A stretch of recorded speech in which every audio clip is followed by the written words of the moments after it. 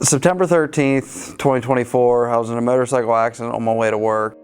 I spent 42 days in Winchester Medical Center. I was on a motorcycle going to work at 5:20 in the morning, and a 10-point deer ran out and hit me on the bike. My head took a lot of the damage. I took the windshield out on the bike. It was pretty clear that he'd suffered a head injury, and so that kind of began the process of the evaluation and treatment for that problem. Subsequently, though, his exam actually got a little bit worse. That was the indication that we needed to go ahead and place monitoring devices into the skull in order to monitor the pressure inside the head. The monitors allow us to objectively measure the pressure in the head as that swelling begins to get worse and worse over time.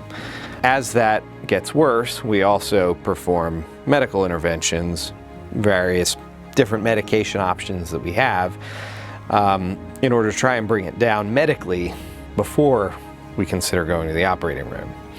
And what ultimately happens is, in the case of when a surgery is needed, we max out our medical options to where we don't have anything else to treat someone with other than taking them to the operating room. I was basically stuck for 14 days in a coma, and I finally woke up. I don't really remember anything through it until I had my part of my skull put back together.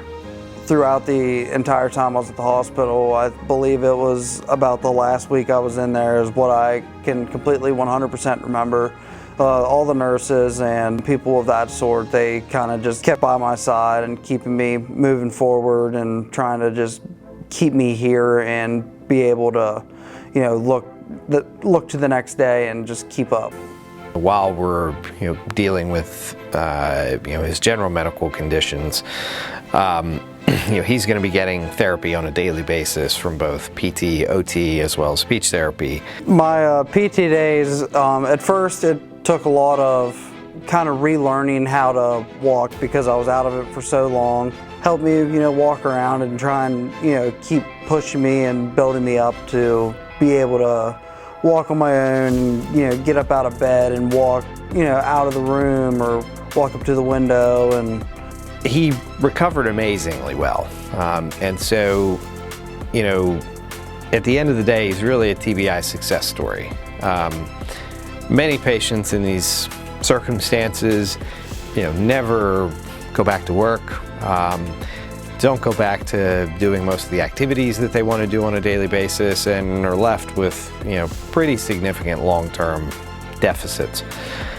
In his case, he, even at the first visit, a huge focus of that conversation wasn't on what problems am I having, it's, Doc, what can I do? Mac's extent of recovery through this whole thing is really a testament to, I think, how strong the guy is and strong-willed he is in order to bounce back and really still be a firecracker of a person that wants to get up and go.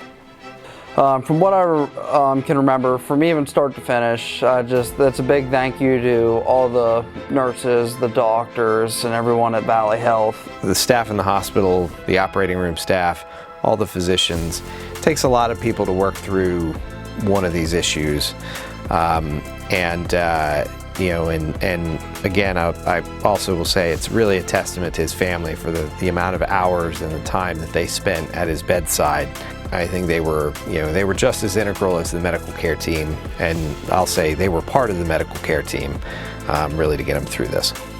There were so many people, so I can't remember all the names, but I do have to say a really big thank you to Dr. Silvetti, because he is the main reason why my brain is back and I am still alive in here.